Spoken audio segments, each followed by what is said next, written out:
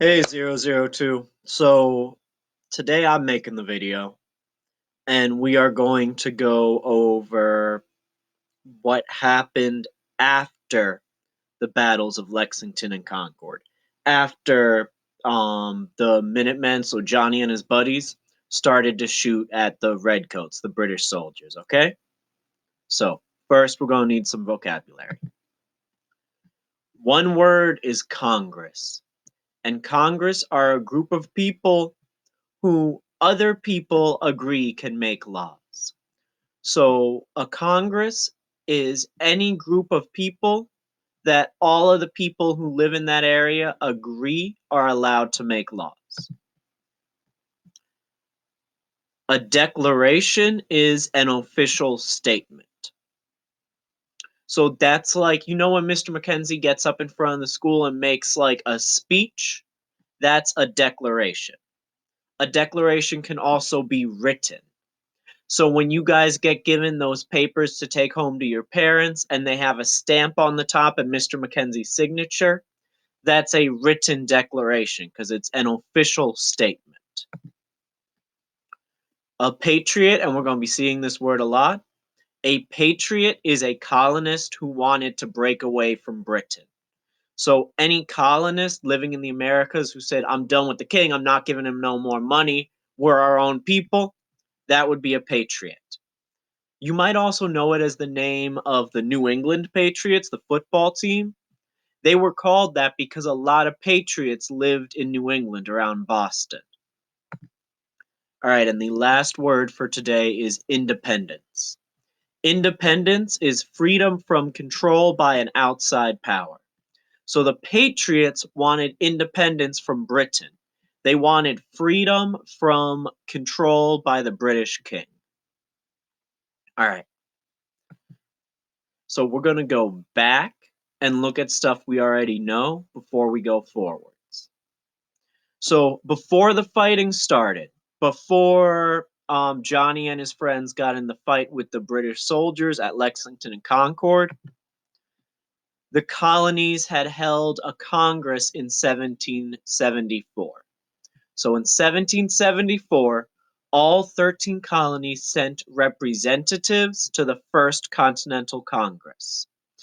So all the colonies agreed that the group of men who met at the First Continental Congress could make laws, could make rules for everyone living in the 13 colonies. The First Congress decided that they didn't feel comfortable making the laws, though, because they were still loyal to the king in England. So since they were still loyal to the British king, instead of making laws, they sent a list of complaints to the king and asked him to change the laws to do what the colonists wanted. They agreed that if the king did not listen to their complaints and change the laws within a year, they would come back and have another meeting. Before they were able to have their next meeting, because the king ignored them, but before they could have their next meeting, the fighting started. So at a town called Lexington, British troops, so British soldiers, tried to take guns from patriot militias called Minutemen.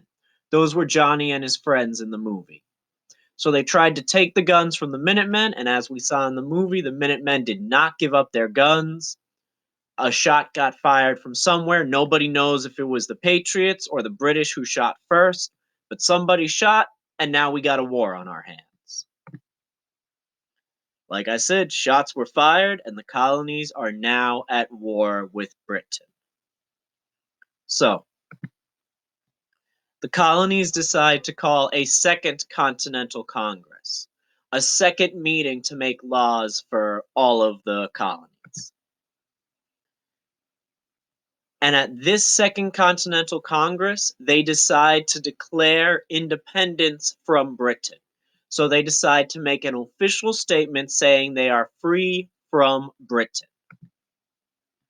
Two people, Ben Franklin and Thomas Jefferson, were in charge of writing the Declaration of Independence. Other people helped them, but they did most of the work. Ben Franklin came up with a lot of the ideas because he was good at coming up with ideas. Thomas Jefferson came up with a lot of the language and wrote it because he was a better writer. It also helped that Ben Franklin was from the North, from Pennsylvania, and Thomas Jefferson was from the Southern colonies, from Virginia. I'll show you a picture of the two of them now. So this is Ben Franklin, and this is Thomas Jefferson. At this point, Ben Franklin was getting older, but Thomas Jefferson was still a young man when they wrote the Declaration.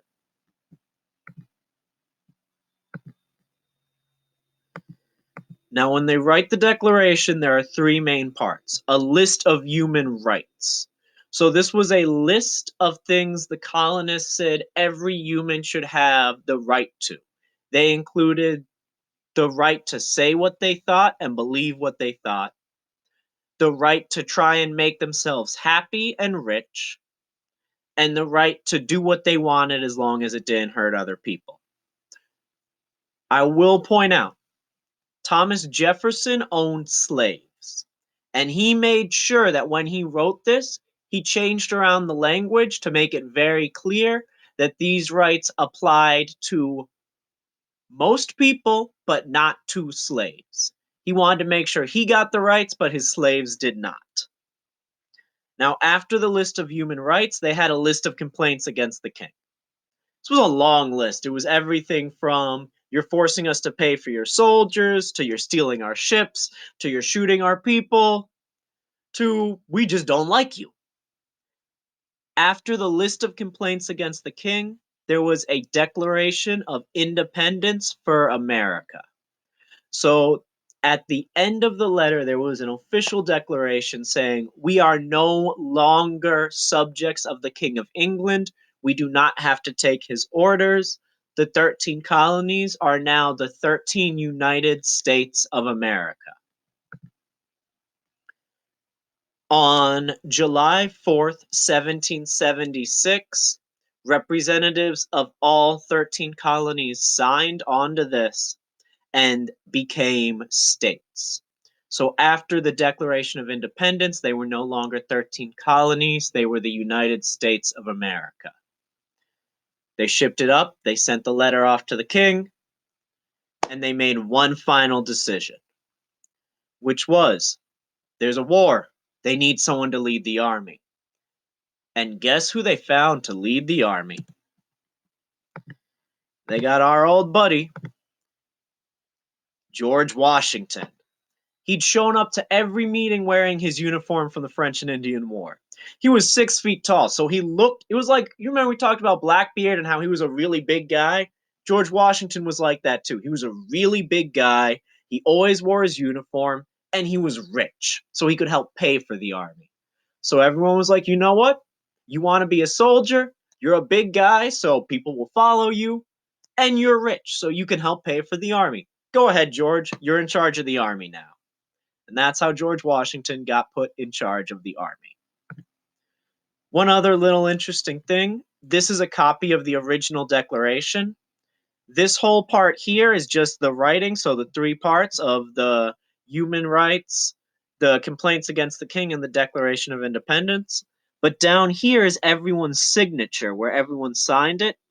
And if you look here, there's one signature that's way bigger than everyone else's. That belonged to the leader of the Second Continental Congress, the leader of the meeting. His name was John Hancock, and he wrote his name so big because he said he wanted to make sure that the King of England could read it without having to put on his reading glasses. All right, y'all. That's it for this right now. I hope you're doing well. I hope you're staying safe. If you need anything, please feel free to reach out. All right. Peace.